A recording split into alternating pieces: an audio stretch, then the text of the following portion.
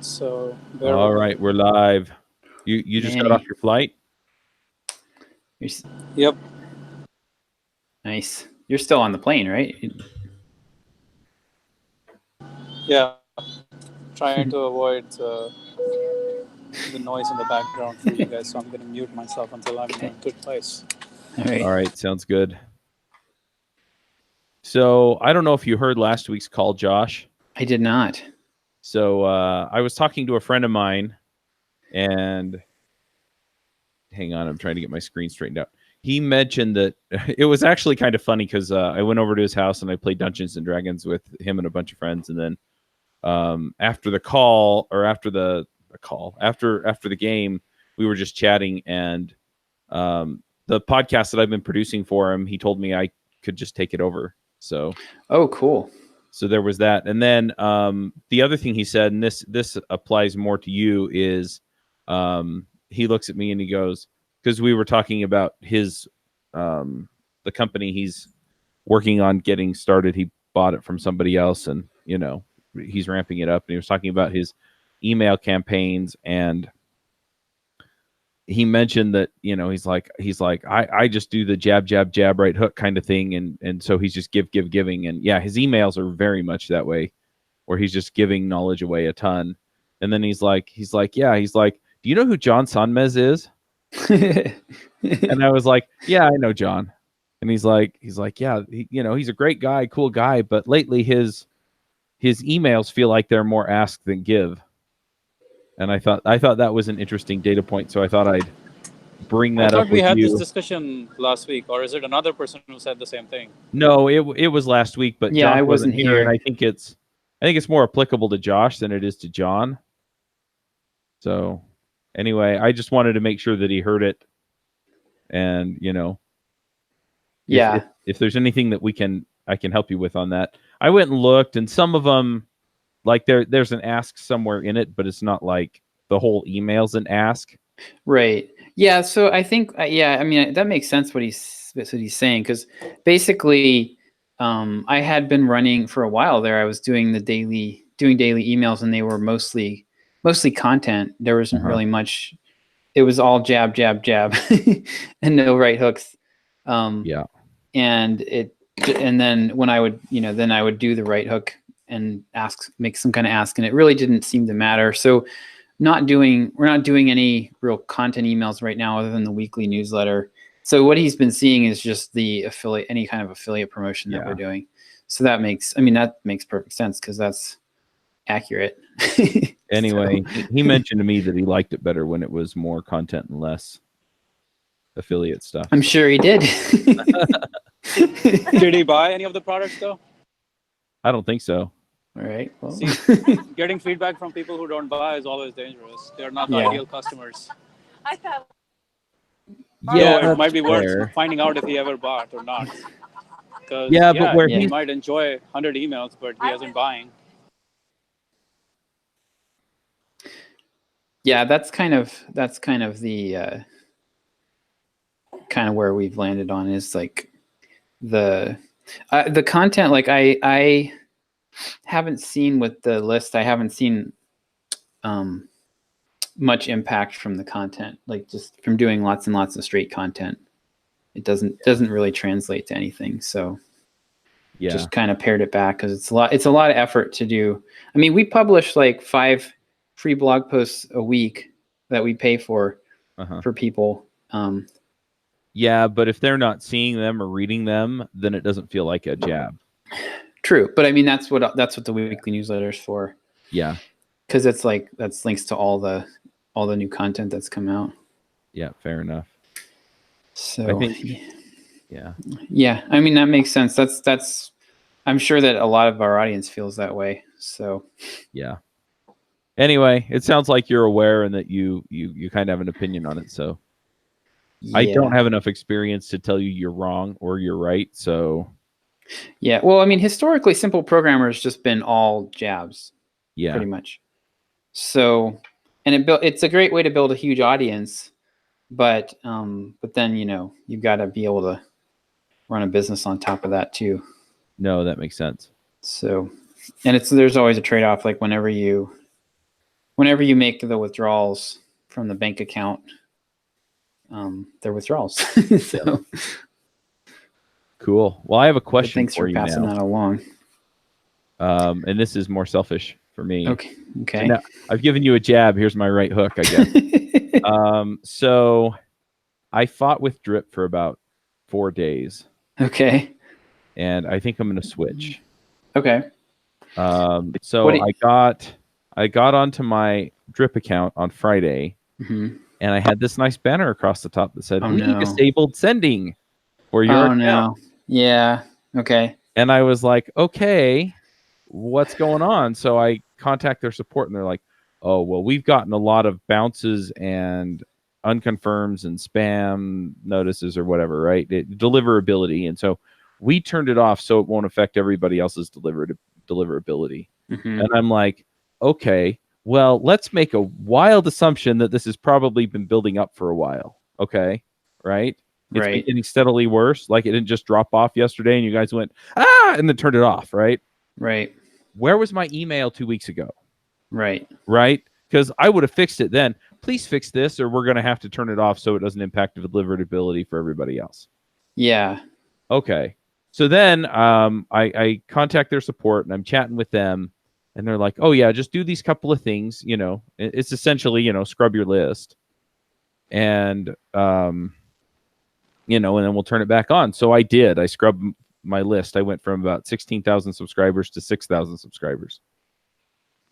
You're nodding like that doesn't surprise you at all. No. Yeah. I mean, I don't know how you did it per se, but if you just I use their tool. if you go like by activity, it wouldn't surprise me to see half It was of by your activity, and they wanted it by 30 days no activity, and I'm like no, because it was roping in new people on my list. Yeah, I do like, so I when did do 90 this, days, and they hadn't subscribed. They weren't new subscribers within the last 30 days. Yep, that's exactly what I typically do. And then because if they've been on the list for 90 days and haven't done anything, yeah, and I'll typically be more aggressive. Like, so I'm a little bit more lenient for the US and Europe because they're just like a lot less aggressive about signing up. So you're more likely to get bounces and stuff from. I've seen it seems like a lot of subscribers from China. They use fake email addresses too, like the QQ.com email addresses. And so if it's usually if it's like China, India, Africa, I'm usually a little bit more aggressive. I might do 60 days. right. And then the US and Europe, usually they're less likely to just sign up for stuff. So if they've signed up, it's the overall quality is usually higher. So I'll go out to 90 days. Yeah. It wouldn't surprise me if you've never done this before. Half of it, seeing half of them go away wouldn't surprise me. Yeah, it still took them. They kept telling me, "Oh, well, it'll get turned on tomorrow because you cleaned out your list." It took them 3 days, and I had to bug them every day. Oh, wow. And I'm like, I'm sorry, guys, but so I've heard a similar story from Josh Duty. He had this happen twice to him, and then he switched off. I think he's on Convertkit now. Yeah, I've been looking at Active Campaign. Yeah, I mean, I know people that have switched off of Active Campaign due to deliverability issues. So it's kind of like you kind of end up with some of this stuff. Convertkit, yeah, like Convertkit. I was talking to a couple people about it, and the consensus was that they're a little behind Drip. They're like Drip was hungry. Drip isn't hungry anymore. So Convertkit is catching up. Right. What's your open rate right now? After scrubbing? Yeah. Well, I haven't been able to send anything until yesterday, so let me get back to you on that. It'll probably be close to double what 25-30%. Yeah. What is it? What's yours, Josh? It really, I mean, depending on the segment, it's around 20 overall, 22. No, not segment, overall list. Yeah, that's what I'm saying. Like overall, let me check. Overall list broadcast. Yeah, I think it's about 18 to 20. You guys But are doing pretty good. Well, for your list. we haven't scrubbed in about 8 months now. So Yeah. No, but 18 to 20 without scrubbing in 8 months is pretty good. yeah. Well, I was super aggressive about scrubbing up to that point. Yeah, we sent one yesterday we sent one on earlier that was 19.4 on Tuesday. So To the whole list? yeah, entire Not bad. list. Yeah, I think bad. I'm going to start emailing the list again here in the next week or two. But it was super frustrating because I got in because I was trying to set things up to try and get more people on my list from the website, and I'm like, well, Yeah. it doesn't make any sense to Well, fiddle with it right now. your list seems like it would be very low, like relatively high quality compared to what most people on Drip would be getting because because of the nature of what you're doing, like the podcast, like a lot of the subscribers are coming from podcasts, so it's not like you're getting like garbage SEO traffic or PPC traffic. Right. But It's it was like, also the intent of the opt-in. If the opt-in wasn't really that useful, they might have lost their excitement about listening to yeah, no, I Chuck. agree. It's just a matter of, it's like there's a lot more filtering going on with Chuck's list before Yeah. people get to it than most other lists. So that's surprising. There may have just been a couple of, sometimes there can just be a couple of spam addresses that get into your list. Yeah. And sometimes people will submit them on purpose. To sabotage you? Yeah, I think that happened to us because we had, when we didn't scrub forever. Basically, we didn't scrub at all for a long time, and then I got contacted by Drip, and they said, "Hey, we're testing out a new deliverability tool, and we found these these spam trap addresses in your." They didn't know what they were, but the tool knew that they were there. So. Right. So we had to basically just delete a huge chunk of the list to try to get rid of those. How do you Yeah. know what is spam trap? Which one is spam trap? Well, I guess what happens is these deliverability tools, somehow they get their hands on some of the addresses. So the ISPs, like Gmail, Yahoo, they will take old addresses that are basically abandoned, and they'll keep them alive, and then they'll monitor them. So if people are scraping addresses and just dumping them, and sending blasting out emails, they'll see a bunch of those spam trap emails getting hit from that sender. And so then you start to get blacklisted. You start to get, they'll like throttle your deliverability to where like they will only deliver a fraction of the emails. So I guess the companies that have these tools that monitor deliverability somehow get their hands on some of these addresses. I don't know how they do it. And so if they see that one of those addresses showing up, they'll report it, basically. Right. If they see emails coming from Drip to one of these addresses, they'll tell Drip. But they won't tell Drip which addresses they are, because then Drip would just game the system. Not allow them. Yeah. Right, yeah, by deleting them. So you end up having to just purge your list to get rid of them. But then how do you delete anything? Like, how do you know which address to delete? Well, if they're inactive, like that's where, basically what you have to do is just look at the activity. So if they're a spam trap address, they're not opening emails and they're not clicking emails. So it's not perfect. It's like that you run into the problem where, yeah, some of the emails you're deleting are going to be active subscribers, but it's a really tiny fraction. It might be like 1%. So it's kind of because the open rate reporting is not bulletproof by any means. Right. So the short answer is you delete inactive subscribers. Yeah. And if somebody's gotten, like with us, we send a lot of emails. So if somebody hasn't opened any email in 60 or 90 days, they've ignored 20, 30 messages. And the likelihood of there are a few people who have like really good tinfoil hats that they've built where they can actually open emails like that and not leave any traces. But I've gotten emails from people where they're like, "Hey, don't delete me from your list," and then I go check their account and like I have a ton of activity from them, even though they think they're not being tracked. So Right. it's pretty good. It's 97, 98% Yeah. accurate. Anyway, I should have a look at Convertkit and just decide which way I want to go. Yeah. But then I've also decided, and this is another thing that I'm trying to figure out.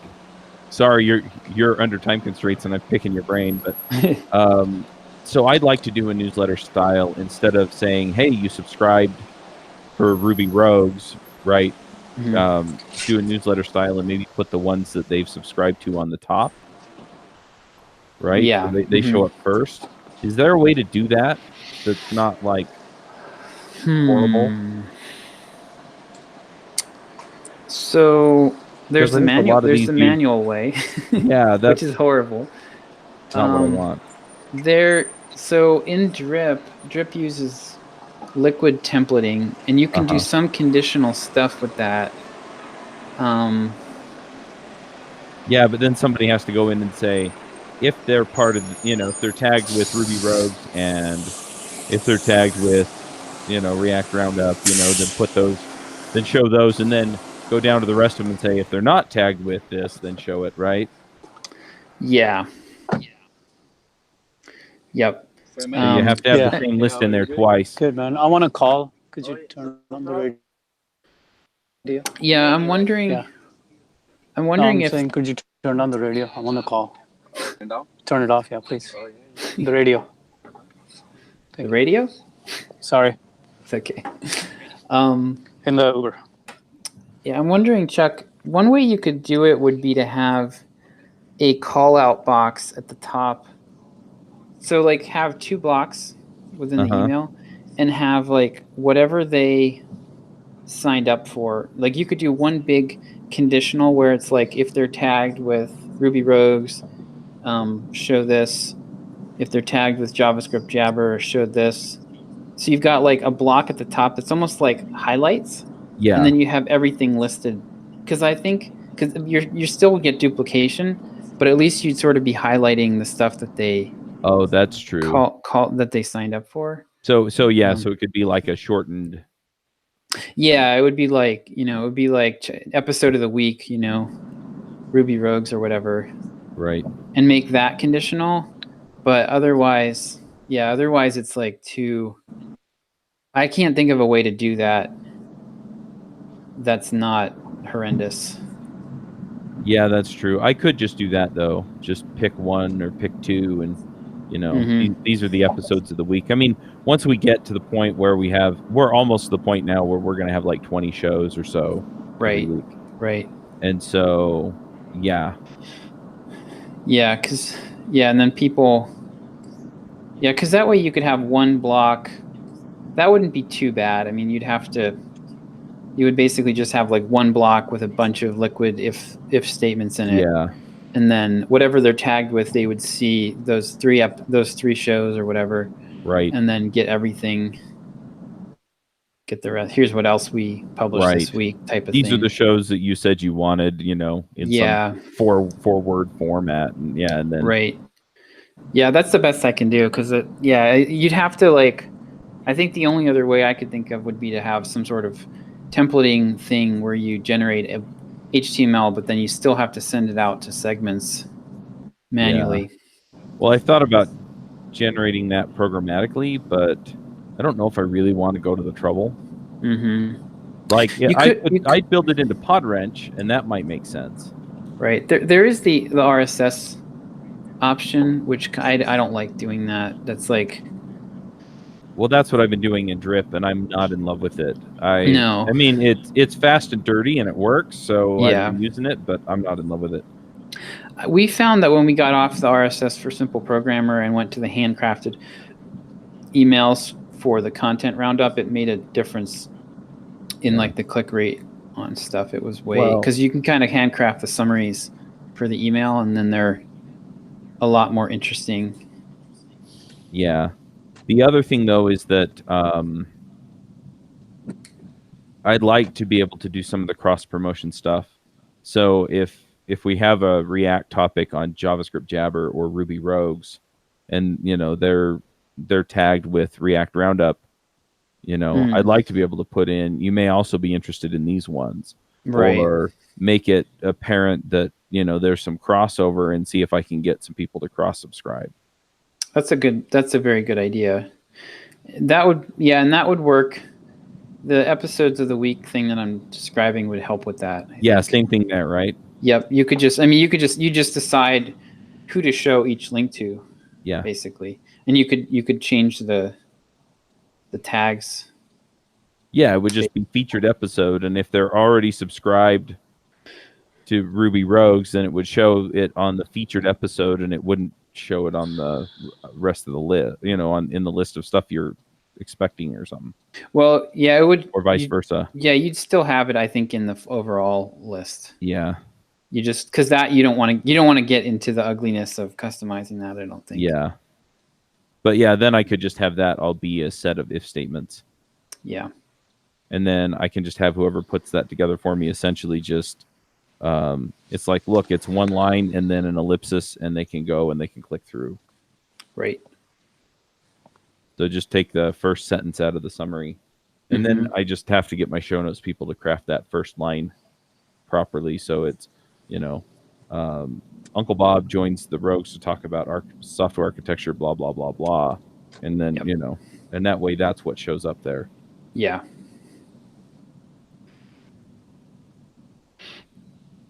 Yep, that seems like a good way to do it. Yeah, but then what that does is then they're not getting, like, if they subscribe to 3 or 4 or 5 podcasts, they're not going to get hit with 5 emails on Wednesday morning. And the other thing that does is then I can set up my email campaign so that they don't include an email at the same time that roundup goes out, like on Friday or whatever. Right. So, because I'll probably just move those emails off to Friday or Monday. Okay, here's what came out last week. But if you just send one email where everyone gets everything, the whole roundup, it still makes sense because everyone gets to hear about all the other things that are going on. So why bother doing all of this? That's less work, but some of them are more interested in some of the topics than others. That's fine, but you're constantly keeping them abreast. That's a good idea. I should test it out. Yeah, test both. Just do the list of topics, and then do it with a highlighted call out. Simplicity is always good. Should I A/B test it? Should I send it to half the list and half the list, or should I? That wouldn't be. Yeah, that wouldn't be too hard to do. I mean, your list isn't really that big to worry about that. True. I mean, I could do it for a few weeks and see what the engagement levels are, and then add that in. I would do the simple stuff for a while until you get to 10, 20,000, and then worry about all of this fancy stuff. Your list is so small. You get 1%, 2% click through. Okay, right. 30, 60 people click. What's the big deal one way or the other? The other thing is, though, is that, I want to start engaging my list in other ways. And so the draw from my list shouldn't be, I mean, that's a way to get people on, is you'll get the episodes in your inbox. But I don't want that to be the primary value they get out of it. Does that make sense? I want it to be the content I'm giving them through email. So. Yeah. I don't know. Like, I think the thing is, like, if the Chuck's going to be publishing so much. I mean, you've already got 15 podcasts, 14, 15 shows. Yeah. So people will have to read through all of the links to. Yeah, we'll have to prioritize them to the ones that I think are going to get. In some ways, it's a good thing. Well, no, because it's not a good thing, because they won't do it. That's the thing. Yeah, the DevOps show won't be above the fold kind of thing, right? Yeah, it'll be like, it'll be they'll click it open. They'll look. What happens is they'll open the email, they'll look at what they see on their screen, and then they'll archive it or delete it, and that'll be it. So it's worth playing with it. I wouldn't be surprised if you doubled the engagement rate, though, by calling out the stuff that they subscribe for. It's around the corner. So it's worth worth trying both. Yeah. But anyway, so yeah, I now have 5,255 people on my list. Shit. Right. So 2/3 of them, bye-bye, gone. Yeah. Did you send a unsubscribe sequence? Hey, I'm gonna sign you off. I'm gonna He couldn't. unsubscribe you. He Nope, I couldn't because couldn't. They yeah. made me get rid of them before they turned it back on. Dude, you should have just taken them to another email provider and done that. Well, I can go pay to get access to my inactive list. Yeah, you should have exported that inactive list so you can use them on another email provider and send them through a reactivation campaign and get a bunch of them back. That's good. Yep. Yeah, you could do that. Like do MailChimp. Yeah, just Yeah. stick it at MailChimp. Thank you. Yeah. That's true. I could just do that. Oh, it looks like I can export the inactives. But we had when we did that, we had 78,000 people that I had deleted, and John put them all into MailChimp, and we ended up with like around 4,000 people total opened at least one of 13 emails that we sent. So it was like 5 or 7% or something like that open rate total for like, and the open rates were like 1 or 2%. Right. But then if you looked at the whole campaign, it was like maybe 5 to 7%. And then, but the number of people that actually clicked on anything was like less than 1,000. Oh yeah. And then the number of people that actually bought it was virtually like, it was like 5. So yeah, I felt pretty good about it. Yeah, I like the idea though of giving people a chance to come back. Yeah. You could even do an email where you tell the story. Oh, I should. I totally should. Drip made me delete you. I mean, that actually would be kind of funny. Just tell the story like, hey, they disabled my account. Yeah. For no My reason. my best open rates are subject line buy. Oh, say bye. bye. Yeah. Bye. I should do that. Actually. Buy works so good because people will finally open the damn email. And in that, I don't say, hey, you need to do anything. I just say, if you want to stay on the list, that's fine. But if you don't want to stay on the list, click unsubscribe below. Yeah. So I can kick you out. So that way you don't get as much action, but you get them opening and you get a bunch of them staying because they're like, they don't want to unsubscribe. So that means they're open. Yeah. They're re-engaging. Chuck, in your case, you'll have to ask them to resubscribe because you can't reactivate them because they've been deleted. No, I'm probably just going to import the list to another provider. Yeah. And just let them know, hey, look, this is what happened. I moved over.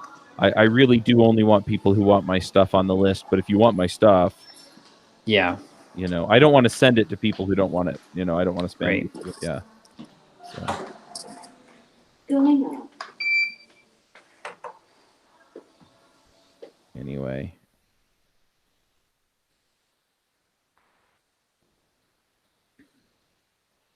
Manny, where are you coming from?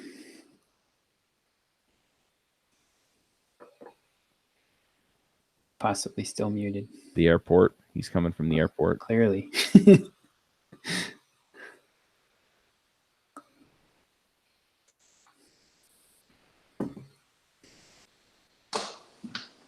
There's Manny. Yeah. Sorry. It's in the elevator. Okay. It's all right. Is John traveling this week? I assume so. I'm not sure where he is at, but I think he is. Yeah. I was in California again this week. Yeah, where at? San Jose. Nice. What were you doing there? Velocity conference. It's a DevOps conference. And it turned out to be I met a bunch of people that can contribute to some of the shows that I'm starting. So that's good. A couple of them sounded interested in sponsoring, so that's also good. So very cool. So your DevOps show, is it up and running yet, or? They recorded episode 1 on Wednesday. Nice. And it looks like that's gonna go off without a hitch. I'm going to see if I can start lining up guests for them. And yeah, we'll kind of go from there. Cool. And then did your other shows come up online too? So it looks like the software open source sustainability one is rolling. The blockchain one, they recorded episode 1 on Monday. The .NET one, we're still hammering out details. One of the people who gave us a semi-firm commit isn't replying anymore. So it's just people. Hence the semi-firm part, right? Yeah. Well, initially he thought it was firm, but now yeah, pretty it's much. not that hard. Okay. Yeah, that's what she said. Initially, that's what he expected. So anyway, I'm working on that, but yeah, and I agree with them, but they want to have at least 3 people to get the show rolling. So okay. And I do not know much about .NET, so we'll kind of see where we wind up from there. But yeah.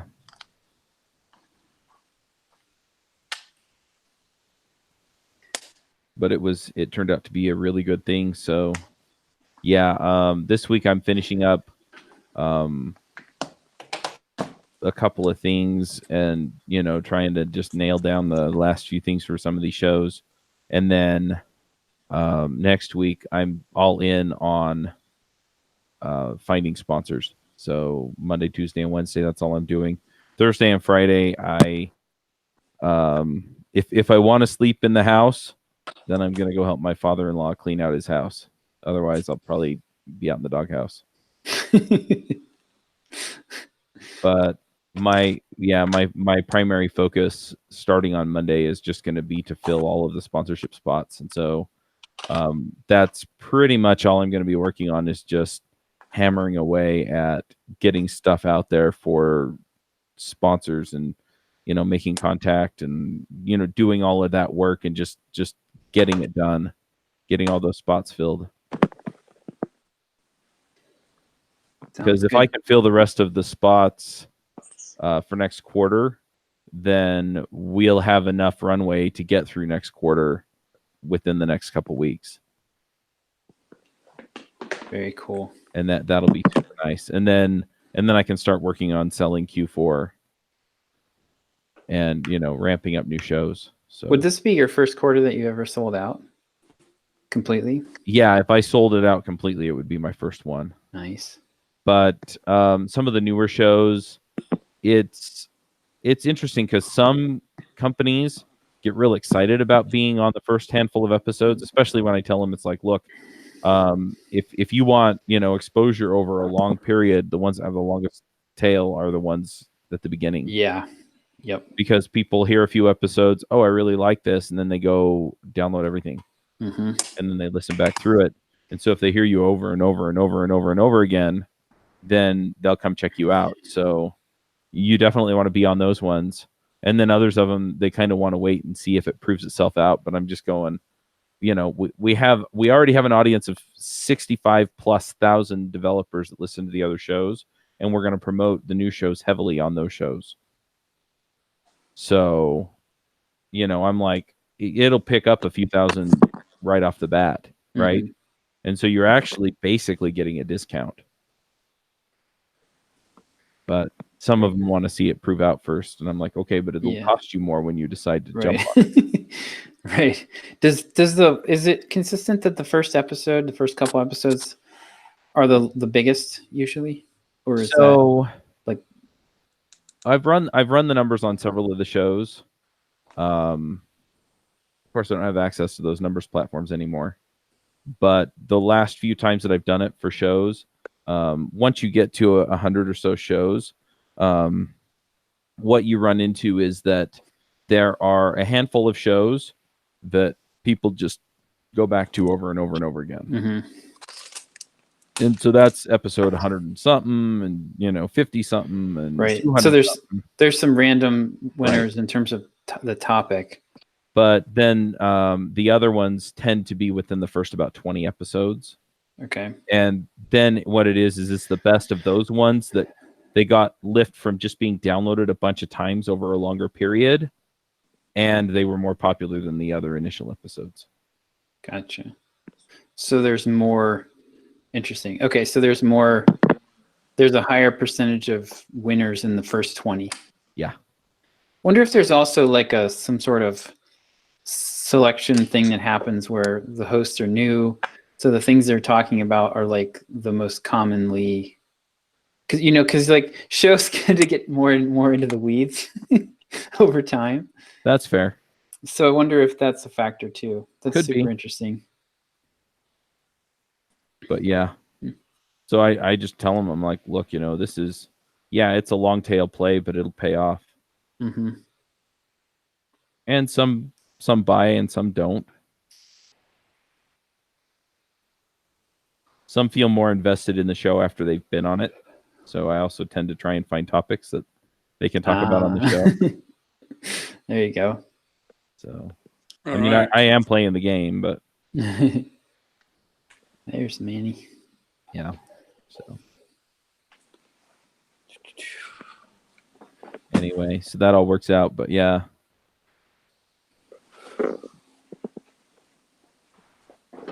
Yeah, I'm just trying to nail the rest of this down. It's very cool. Yeah.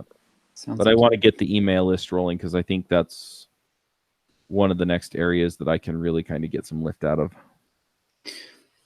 Yeah.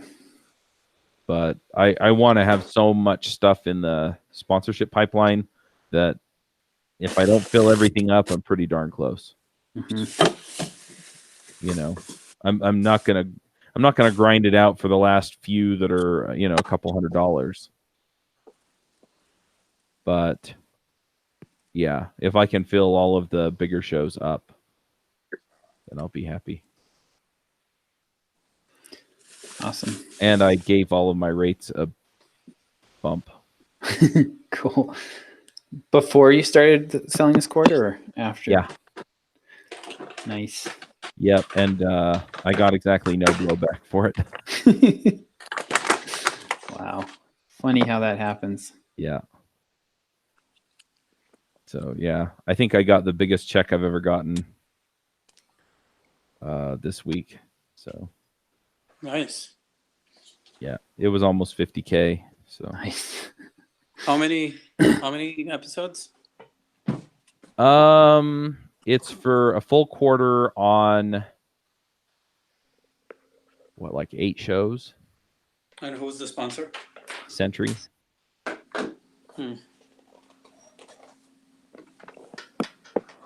Nice. Yeah. Yeah, the only problem I have there is that I keep pitching them new shows, and they keep getting back to me, and they basically say, well, we don't have time to evaluate this and figure out what other shows we want to be on, so we'll just keep sponsoring the shows we're on.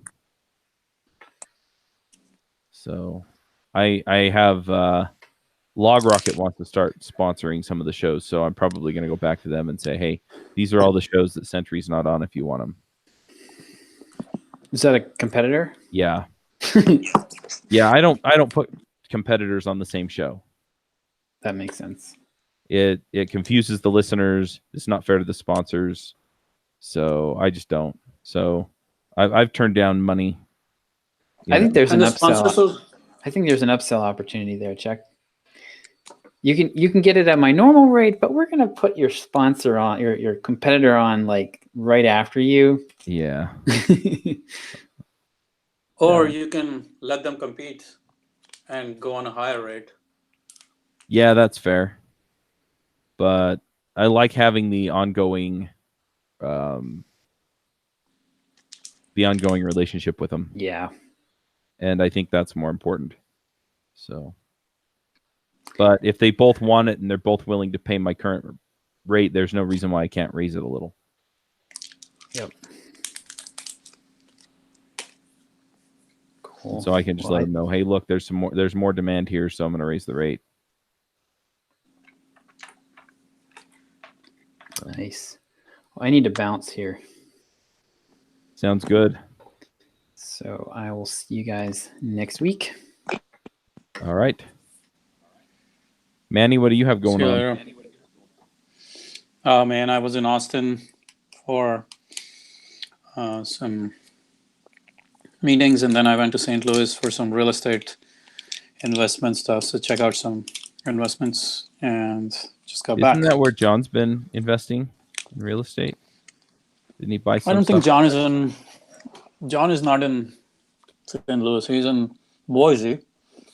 He's in Kansas City. Kansas City, maybe that's where it was that I was thinking. Missouri. Yeah. Both in Missouri. So yeah, just got back to the grind. Friday is the perfect day to start the grind. Shit, man. Leave on Monday and then you get back on Friday and you realize the whole week's work is piled up. Yep. You gotta get this shit done. Yeah, I know how that goes. Yeah, not very appetizing. But, and then next week I'm traveling to India. My cousin's getting married, so I'm gonna go there. I think Wednesday I'm flying out. Tuesday, Wednesday, or Thursday. So I got basically 5 days to do a shit ton of work. Yeah, well, that's how it goes sometimes. Yeah. I mean, not complaining. This is better than being in the job and not having the time to travel, or not having the freedom to travel, or not being able to say, hey, I need to go to my cousin's wedding, or I need to go to St. Louis for my real estate investment, or I need to go to Austin for a seminar or anything like that. They're like, oh, you only have 10 days to take off, do whatever, or 15 days if you're special. And if you're really special, you have 20 days. While here it's like, you have your own days. Yep. So. Yeah, makes sense. Yeah. Yeah, I'm trying to get back on the horse and just get a bunch of work done today. What were you up to? Yeah, I just went down to the conference. Oh, so you also got your last 4 days just taken off from under your feet without you even knowing it. Yeah, I mean, I had a bunch of calls and stuff. So, I spent a bunch of time in the hotel room just, talking to people and working some of that stuff out. And then, I did spend a little bit of time at the conference interviewing people and stuff. But yeah. Yeah. The funny thing about all the networking and the time with people, it's so vital, but it doesn't have immediate payoff, immediate value, immediate results. So being in Austin, like, I got to hang out with some cool people, really smart guys, and really make friends with them, which isn't possible if I'm here in San Diego all the time. At the same time, there's no immediate payback on that shit. Like, who knows how long it takes for any of those things to come together.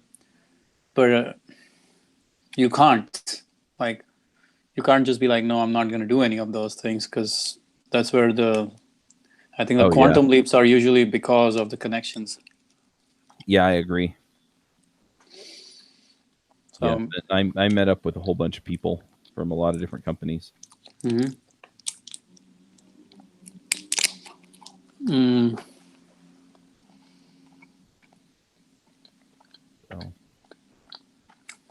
I've been hiring some writers. How much are you paying for your staff right now? What are the different categories?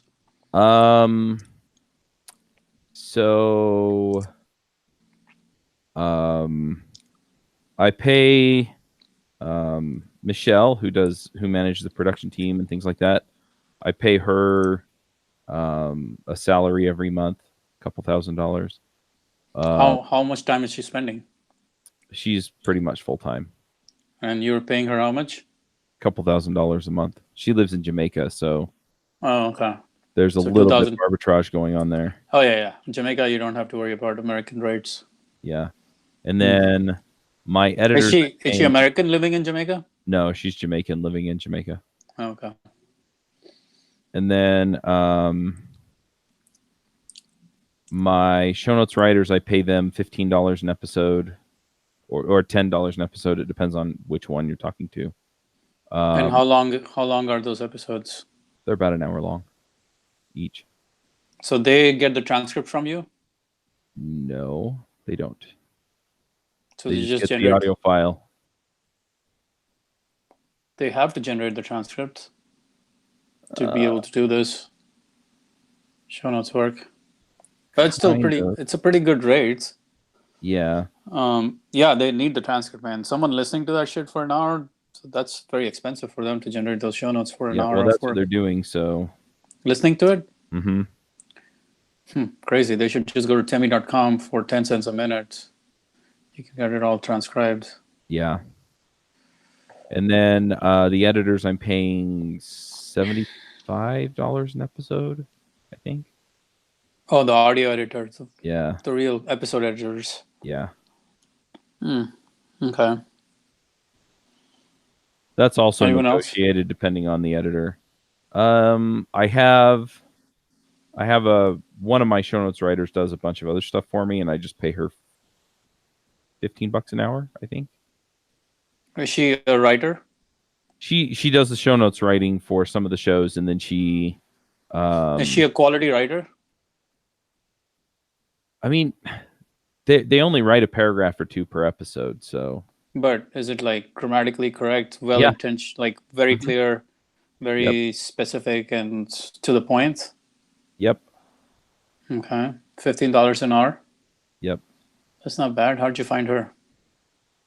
I don't remember. Yeah, because I'm looking to hire in that range. I think I found her on Upwork. Upwork. So she's not local? No, she's in Turkey. Oh wow! So Turkish with really good English, huh? Yep. That's hard to find too. But that rate then is really good for her, because in Turkey, $15 an hour is pretty darn good. Yeah, she's solid. So. Does she need some extra work? If she does, I'm probably gonna give it to her. So. Okay, I see how this is going. No, I'm definitely hustling to find those people right now, because I feel like that's the big hole in my whole production cycle. Yeah. The time-consuming parts, getting people to do a lot of the back-end mind mapping work, so I can do more of the creative. Yep. And like recording side of things. Yeah. And literally give them everything else. All I want to do is read and record. Everything else should be other people's jobs. Yeah, I mean, as much as you can get to that point. That's exactly what I'm trying to do. What I've done is I'm basically, this has been my philosophy all along. I just hire a bunch of people for the same thing, to see who does very well. And I also learn a lot from the process, because everyone has their own angle and way of doing it. Right. So I've literally have currently 4 writers working on the same stuff. But then it gives me very good insight on where their strengths are, how they do it, what's good, what's not good, what's like, how do I streamline all of this process and stuff like that. And also knowing exactly who is the person for the job in the long term, given their rate and their quality. Yep. And then I can choose, be like, okay, well, this person is not as good as I thought, while this person is really good. So yeah, that's more or less the process I go through. So yeah, I give them all basically a trial run. Yeah. And then I hire the. Now I need to. I think what I'm going through is the phase of like going through, because I've done this with video quite a bunch of times, so I know exactly what to do with video. But like with writing, it's another new challenge now. So I'm like going through the phase of figuring out what are the ideal things I can give them, and almost like record that. So anytime I like someone's application, I'm like, all right, you're hired. Go do this. This is all the things you need to do. Yep. Don't even bother me. Go do it, and we'll talk later. Yep. Well, it's funny too how many people just they self-select out, right? They opt out, or they quit, or they flake out, or whatever. It's really interesting. Yeah. A lot of people will just not do the work, even if I'm willing to pay them, because they are thinking, I don't know what the fuck they're thinking. Why would you apply when you don't even want to do the work? I know, right? But but yeah, so it's really easy to cut down people, I guess, in that sense. But and it's a challenge also to find the best amongst them, Mm-hmm. because that takes multiple iterations to keep on doing those things to find who's really good and who really is dedicated to the cause and who's going to stick Right. around to do this for long duration of time rather than someone who's just doing it for short term. Yep.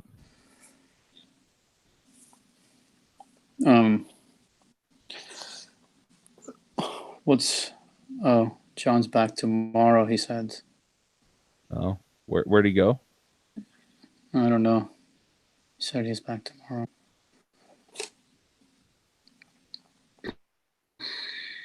Just got his message. What happened here? Okay. Yep. Yeah.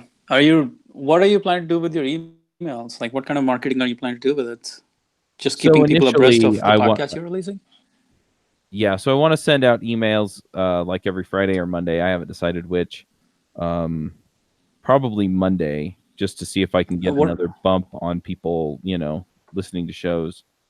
But essentially just saying... Your newsletter, which is just a roundup of everything that happened last week? Yep. Here are all the episodes that came out this week.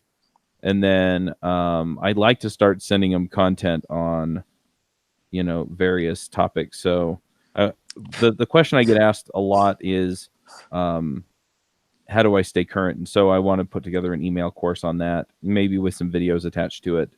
How do I stay current on all the technologies? Yeah. Well, listen to Dev Chat. Yeah, exactly. Well, that's part of it, but a lot more of it is just, deciding what to learn and knowing, what you want from it and things like that. So you should sell John's course then, how to learn anything quickly, 10 steps to learn anything quickly. I probably could at the end of the course, but what I want to do is I want to make it just an extreme value. And then, at the end, basically say, hey, look, if you want more content, my friend John has a course that, teaches you how to learn anything quickly. So go check it out. You could also get him on your podcast. Yeah. And sell that way.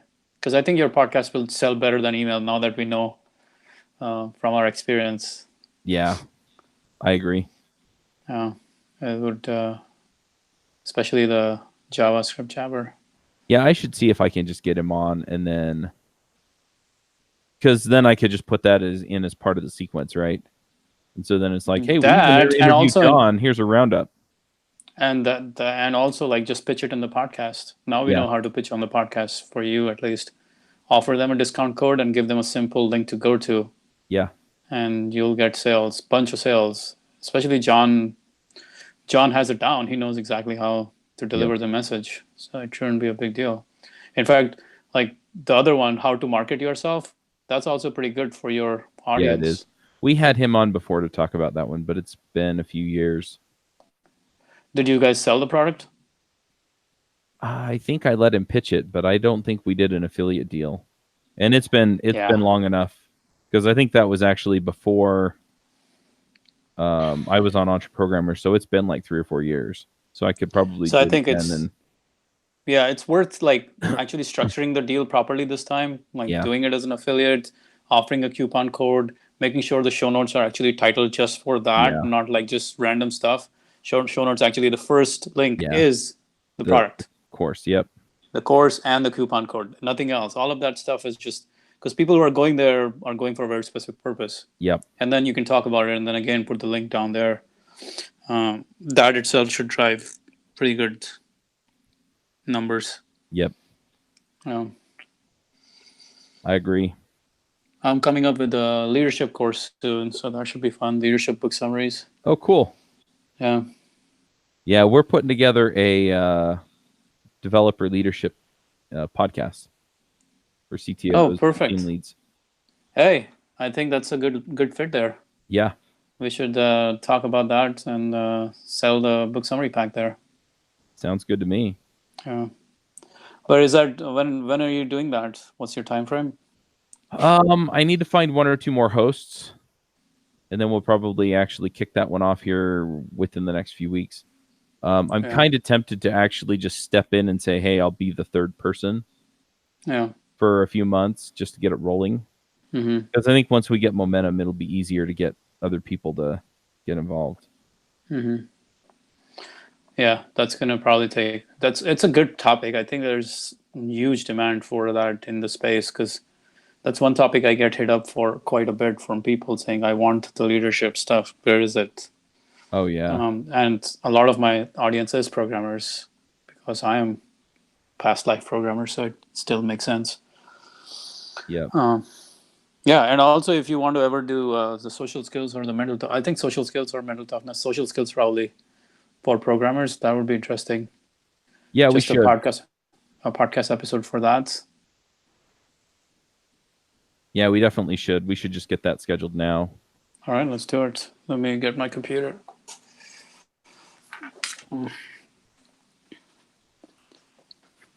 I kind of like the way we did it last time, where we did it on Ruby Rogues first and kind of got the Initial analysis. Yeah, and then we moved ahead.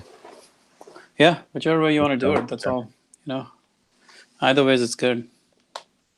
But Ruby Rogues is booked out for a while. Let's see. Is Ruby Rogues your second biggest podcast? Yeah, Ruby Rogues and Adventures in Angular are about the same. So maybe we can do Adventures in Angular.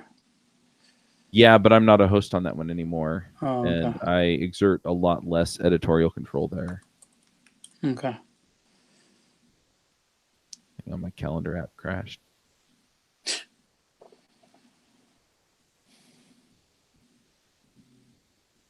Huh, crashed again. Oh, damn. Calendar app or Google Busy Calendar? iCal? No, it's Busy Cal. Oh, I just use Google Calendar, I guess. I'm not even as sophisticated. Yeah. I can do that, though. Google Calendar. If I can spell it.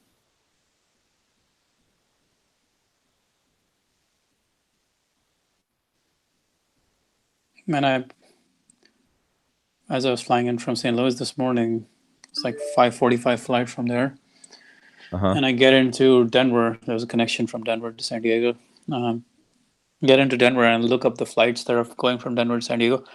I initially had a 7 hour layover in Denver. So wow.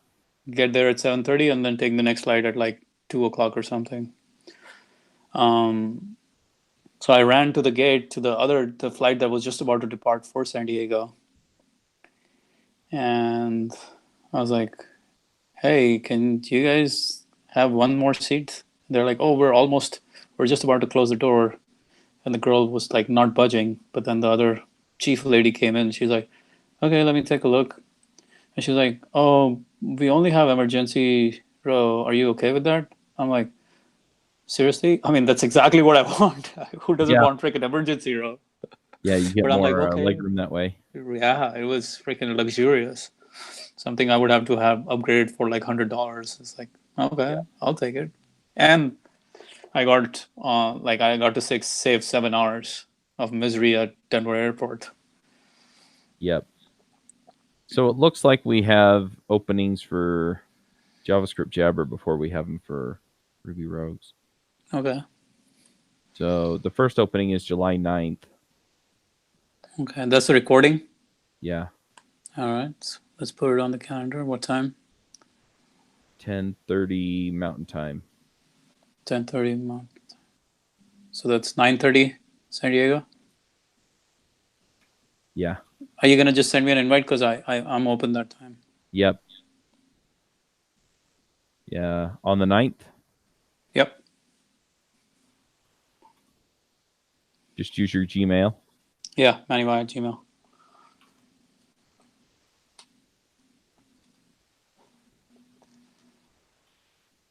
Leadership. No, social skills. This one's social skills. Oh, well. Yeah.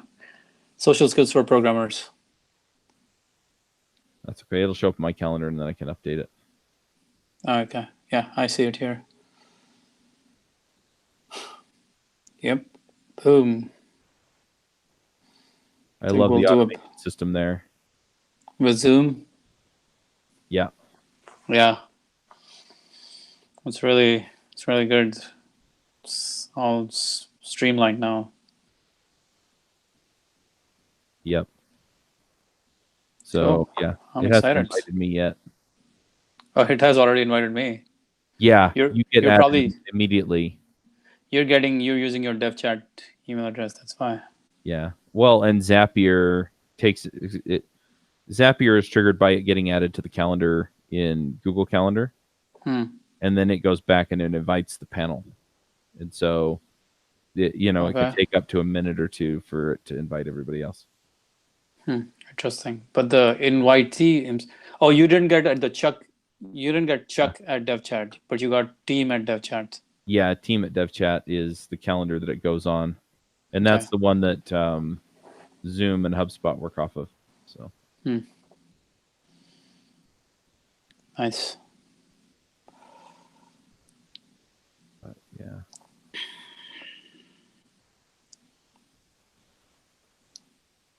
Let's do this. Another 20 days. Yep. Now we're way ahead on JavaScript Jabber as far as recording to release, and so I'm actually looking at now finding some sponsors to let me do some bonus episodes, so that way we can get back to being 4 or 5 weeks ahead instead of like 8 or 9 weeks ahead. Oh, nice. Because that's a win-win for everyone. Yeah, it's a little bit too much, and yeah. Anyway. Shit, I mean, if you can do more frequent episodes and make more money, why the fuck not? That's true. I've thought about because if you can keep the quality the same, you will get those consumed. Like there is no rule out there that people only want to listen lesser. Especially if the quality is high, people will freaking consume that shit. Oh yeah. Yeah. So if I can find sponsors for them, and I may just go to some of these other companies and say, hey, we've got 4 more episodes in the can than we need to be comfortable with how far ahead we are. So, or you actually, what is your current frequency on DevChat? Weekly. Well, you could consider doubling it and doubling your sponsorship revenue. Yeah, that's true. I could release 2 a week. Like it'll be more work, but now you have a rhythm. Now you have to force yourself. But this is the biggest one. So if you double down on it, you would double your revenue from that show. That's true. I'd have to talk to the current panel. Of course, I could just bring in more people. Yeah, you could add more panelists. The ones who show up for the Monday show and the ones who show up for the Wednesday show or whatever. Yeah. But the show that has the most traction, it's like the 80-20 rule. That's true. You really have very little work to do on this one now compared to the results, which are, think about the way I'm thinking is you add 4, maybe 6 hours of your time per month. But if you doubled your sponsorships on this, what would it be? That's true. How much is it per month on this one? On this one? 10K? If I fill all the spots on one episode, I think it's like $4,000 or $5,000. Yeah. So there you have it. Like if you spend 6 hours more, because you have it all streamlined, this works for you now. You don't have to worry about it. It's all that's true. It's all automated, and people want to be on it. Mm-hmm. Like the sponsors want to be on it because of the number of downloads.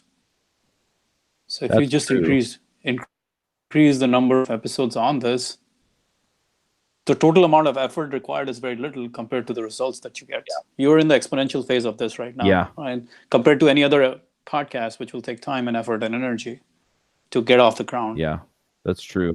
In fact, more episodes will only lead to more downloads. That's true too. Right? Because now more people are going to more people are going to be interested and engaged because of the amount of content that's there. Yeah. No, I like it. Mm-hmm.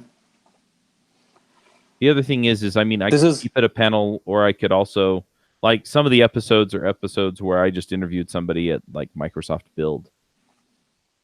That's exactly right. Like, this is your time. You can use it. Like, you're delivering content. You're delivering high quality content for the audience. So maybe you interview me. Maybe you interview John, or maybe you interview some of these guys, your friends in the space. Right, and I could just do it just a one-on-one. Yeah. But it's different from the My JavaScript story. It's actually content. Well, Mhm. it's different kind of content. It's the same kind of content I'm doing for JavaScript Jabber. It's just me talking though. And how many listeners do you have there, or how many downloads do you get there? On JavaScript Jabber, about No, between 20 and 24,000. my story. 15,000. Okay, so that's pretty big. Yeah, it's actually the second largest show, but it's the same audience segment, more or less. Hang on. So we did not publish our productivity episode on that one? No. Come on. Maybe we need to do that separately. Yeah, we could probably do that. Because that's just money sitting on the table for us. Right? If those people, the 15,000 downloads, haven't listened to it, they're going to act the same way as the JavaScript Jabber guys did. Yeah, that's true. The thing is the focus of that show is a little bit different. It really is trying to highlight developer journeys. Okay. Well, I am a developer, but I get what you're saying. Yeah. In that case, it probably doesn't make sense. Go with what works best for your thing. But I could double down on JavaScript Jabber and just, put out another episode every week, and it's just me talking to people about, topics.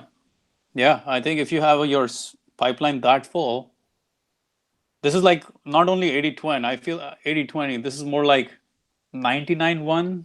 Yeah. We're at that extreme of the curve right now, because 6 hours of your time will lead to at least $10,000-$20,000 more, which is like at least $1,000 an hour is what your minimum is what you're going to be making from that. Compare that to any other hours you spend. There's no question about it. No, that makes sense. I like it. Yeah.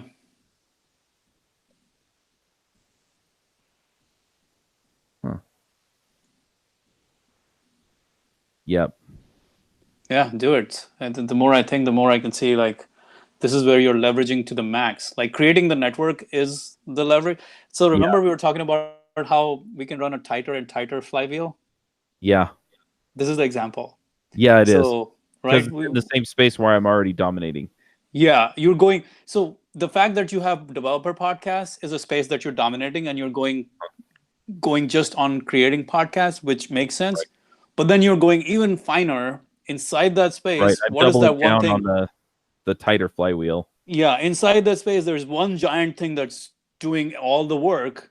Yeah. Why don't we just add more to it, and you go even faster? And then again, you'll find something like this that will again be much more exponential than all the other efforts you put in. Yeah, it's like the tighter and tighter loop. Yeah. Oh. Yeah, the other thing is I could just pull in my friends in the space and just be like, hey, let's talk about this. Yeah, or you could have one-offs, like one of the guys from the JavaScript Jabber who has the time available to be on the panel as well, rather than having everyone on the panel and be like, hey, we need to blah, blah. Structure time with someone from the panel who would be more interested than having the whole panel in being there. Right. Or it's just you. Like the less amount of work there is, the better it is for you. Yeah, that's true. Less amount of headache to do all of this shit. Yep. No, I like it. Yeah. And not only that, you build your credibility with the audience, because if it's just you, because you're constantly becoming, they recognize you as the expert and talking about in your shows. Do you talk about your other shows that you have launched? I typically do it during the picks. Do what? So at the end of the show where we shout stuff out about what we're working on and stuff, that's usually where I talk about it. What I think I'm going to do though is I think I may actually just find some way to throw in at the beginning of the show somewhere. I think you should do a sponsorship spot for your shows itself. Yeah. Like while you're doing the sponsorships, one of the readouts should be for your own shows, saying like, hey, you're a Java developer, but have you considered Bitcoin or crypto? Blockchain, yeah. Because we're just launching a podcast for that, and this is that. So basically, the whole network feeds into each other in every single episode. Yeah. I like it. Yeah. So and then what I should do is just record basically a spot for each of the other shows, and then then you can just rotate. Hey, by the way, so every there's a 30-second sponsorship spot after your music where you're like, okay, if you are interested in this, if you're interested in learning this, this, and this, and this, you should listen to that show. Yep. Or you listen to this show or whatever. And so all 20 of them are basically making sure they're connecting to each other. And you can alternate, like JavaScript Jabber. Sometimes it talks about crypto. Sometimes it talks about Ruby. Sometimes it talks about Angular, because developers aren't just like Java only developers. They are Right. interested in all of this stuff. They are going to spend all of it in AI, in Python, whatever it is. Right. Right. So it's never ending. Yep. Yeah. That's good. Yeah. Well, I definitely have stuff to think about. Yeah. Yeah, if you record those 10, 20 ones, they'll be really useful, because then you can keep on plugging them in all the time. Ask your editor to just plug them in with your sponsorship spots. Yep. And you're good. Well, the other thing is we release on Tuesdays. All of our shows get released on Tuesdays. So if I did a second episode of JavaScript Jabber, I could just put it out on Thursday or something. Yeah, exactly. Though I would, I mean, it seems like that system works for you. Though I would actually be interested in seeing what would have happened if some shows came on Monday, some came on Tuesday, some came on Wednesday, some came on Thursday, some came on Friday. Because the thing is, now people are like, always, dev chat is always coming up with new stuff. So you're like, hey, by the way, on Wednesdays, we're releasing this. Well, on Thursdays, if you're subscribed to our shows, like I'm subscribed to a lot of our shows. Uh-huh. And so, yeah, on Tuesday, my podcast app just... Right? It's So that's funny. what... So a lot of people may not like the fact that everything comes out on Tuesday, because it's exciting to have new shows every day to listen to. Yeah. In my mind, it is. So That's think fair. of it like John Lee Dumas releasing 7 episodes Monday through Sunday, all on Monday, compared to every day you're getting a new one and a new one and a new one and a new one. Yeah. Because if a Java guy is listening and you're like, hey, Ruby episode is coming out tomorrow, you're like, oh, okay. And on Ruby, they're like, oh, the crypto episode is coming out tomorrow. Right. Like, oh, okay. So they have a lot more to look forward to every week. Yeah. But that may not be an optimization you care to do right now. Yeah, I was going to say, I mean, it sounds interesting, but for right now, it's easier just to leave it the way it is. Yeah. Simple. But I do like But the idea of putting out a second JavaScript Jabber episode. Yeah. And if that continues to get that many downloads, hell, you know what to do next. Make a third A episode. tighter loop. Yep. Yeah, tighter loop. You don't mess around. You're getting 25,000, you're getting 25,000 again, and you're getting 25,000 again. Shit. No. You should double, triple down on that. Yeah. Rather than Absolutely. Yeah. Awesome, man. Yeah, I've also thought about creating news roundups for each of the communities, but that's What do a you lot more work. So where essentially you do like a 5 or 10 minute podcast episode where it's like, hey, here, this library released, and there was a great blog post about this thing in JavaScript, but somebody has to go do the work to curate the list, and that's just that I just haven't quite gotten to the point where that. Yeah. The question then becomes which one actually pays off the most. One of the reasons why I stopped doing a lot of author interviews. Initially, I used to do a lot of author interviews, Right. but I stopped doing them is because authors are very finicky. Some of them will promote it, some of them will not promote it. So I didn't really get the benefit from having the author there that I thought I would.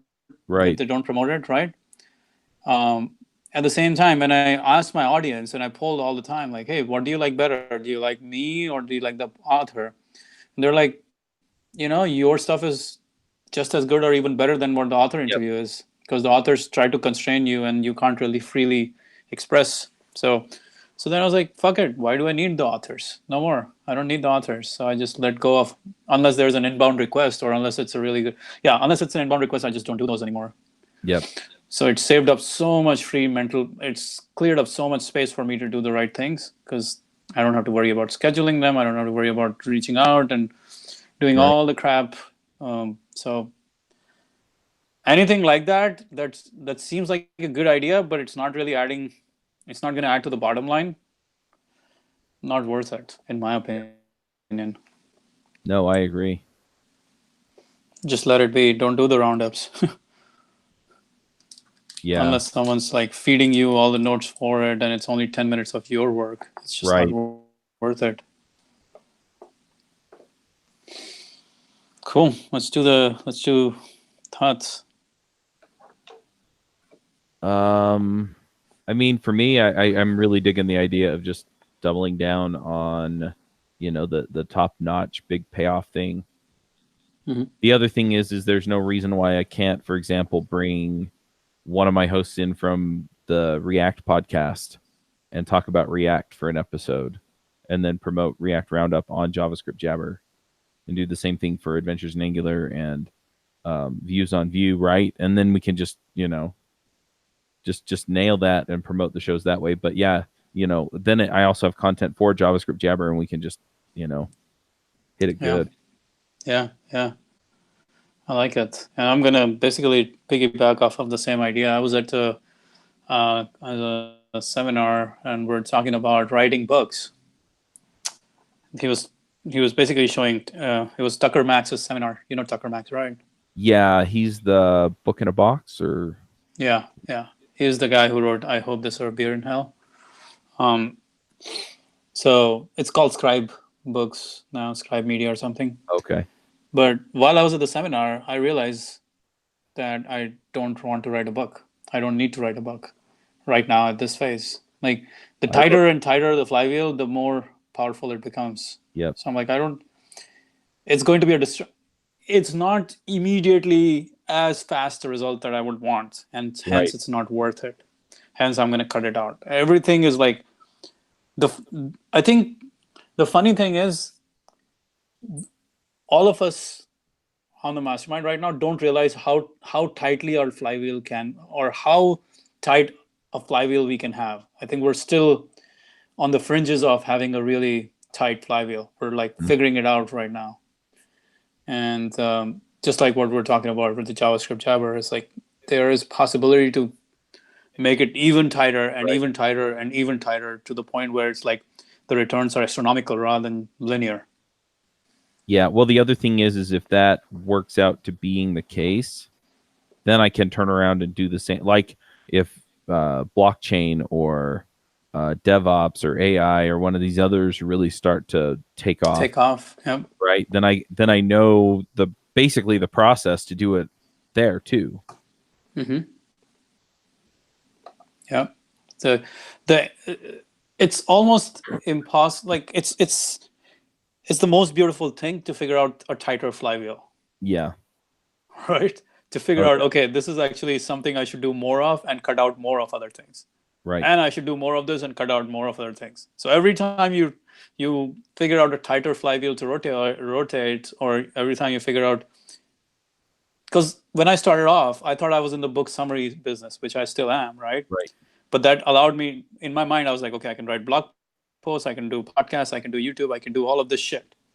And the more I did it, the more I realized each of those is an unnecessary flywheel that I'm rotating. So you cut down and you find tightest possible marketing angle. But inside of that marketing channel, there is still tighter ways to do only one kind of video or one style of video to get the most out of it. Right. And same with like all the things that we do, how to do book summaries, I can do tighter and tighter and do less and less, like do more of that by doing lesser of the things inside of that. You know what I'm saying? Mm-hmm. Do the few things that really move the needle and do a lot more of them and cut out everything else. I think that's what we're all going towards. That's all we're trying to figure out. Yep. And every time we decide, we have to cut out other things. I think we have to like let go of something to not do. Now, what book did you say the flywheel idea came out of? Good to Great? Good to Great. He actually wrote, after that, he wrote another following book, which was like a primer or a follow-up in some ways. It's just a small guide to the flywheel. Oh, really? Because the flywheel is so freaking important, yeah. Uh-huh. I have a YouTube video. I summarize the whole thing, summarize the book, Good to Great, on my YouTube channel. It's like one of the most popular videos. I think it has 100,000 views on that. Cool. Yeah, I love the idea. And yeah, it was, the way you talked about that was something that I hadn't really thought about was, I mean, I did double down on the biggest shows when I started, like my JavaScript story and my Ruby story and my Angular story, but yeah, doing another episode of those. Yeah, because the systems are down, everything is in place. Now Yep. the work is minimal. Yeah. All right. Well, the other thing is I can go out there and I can just say, you know what, I can go out to the people I want to talk to and just say, when can you do it? Yep. Give them your calendar rather than the team calendar and all that crap. Yep. And let them fill out a spot, and you're good. Yep. That's what I do these days. If I really want an author, I will just message them, and that's about it. That's the extent of my work. Like, yep. I've already read the book. I've done all the research. I liked you, so here's my link to book. If you're interested, you can book. But no more like chasing them or trying to figure them out, or not even like I don't even take inbound requests for most authors. Right. Only very good ones. Otherwise, it's no go. Yep. Nice, man. Good stuff. This was really good. Yep, definitely. Well, the other thing is if I do that, then I'm already like 4 weeks ahead on new episodes for JavaScript Jabber. Yeah, I mean, and you can mix it up so that you just do more on the panel, and that just allows you to fill up that pipeline while you do more of your own JavaScript Jabber shows. Yep. I like it. Yeah. Love it. All right. Awesome, man. Good talking. Yeah. Yeah. See you next week. Yeah, I don't know exactly where I'll be next week. Me neither. I'll probably be in India traveling, but I'll try to dial in because the time is pretty conducive. It's only 9 p.m. at that time. So. Yeah, I'm going to be down at my in-laws, so I may or may not be able to get a break for the call. Okay. So. All right, man. See you later. We'll talk to you later. Bye. Bye.